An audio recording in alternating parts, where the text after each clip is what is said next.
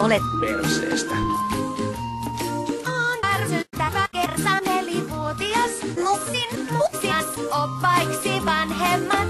Värväsin lopmuke vittuilulle paskapokaali. Ja ainoa mikä kiinnostaa on tämä Kaapo, joka voisi seivästää perseestä niskaa. Kaapo.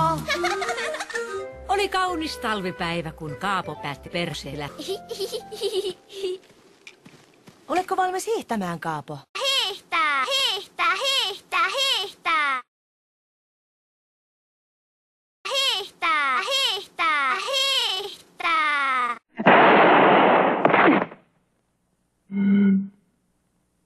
Hei! Miksi minun pitää laittaa kyrpä? Samasta syystä kuin polkupyörällä ajaessa. Se suojelee päätä. Oi, oi! Oh! Kaikki menee päin vittua, saatana! Älä huoli, et kävele niillä paljoa. Niitä tarvitaan hiihtämisessä. Miten? Tällä lailla. Katso huoraa. Vuora! Vuora, odota minua! Roosa hiihtää. You need to shut the fuck up!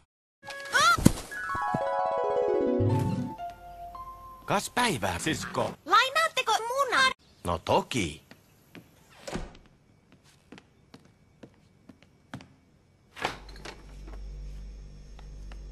Paskaa! Suoraan maatilalta. Kaapo ei ollut aiemmin nähnyt ruskeaa munaa. You think this is funny, huh? Joo! Tästä saattoikin tulla Kaapon onnenpäivä. Hän saisi ruskeaa munaa ja pääsisi ehkä maatilallekin. Tällä tilalla minä asuin pikkupoikana. Kaapon oli vaikea käsittää, että herra Hinkulakin oli joskus saanut munaa. Hei Kaapo. Hei! Vuora! Kukas sinulla on mukanasi? Tämä on naapurini sisko. Hän tuli.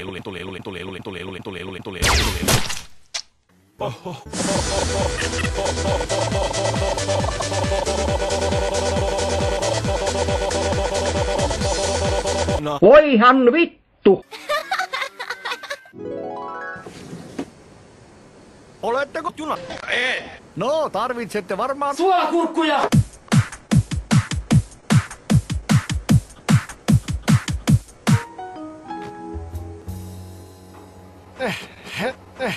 Matkustatteko kauaskin?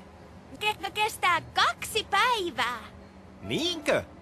Ja kuka saukku siis? Poho. No tutustu ja nuksa se. En. No haista vittu sit. Missä sängyt ovat? Parsan onkin, parsan. Ses, siinä tulpa paska. Mistä paska? Taputa käsiäsi, satana 3 kertaa. Taput.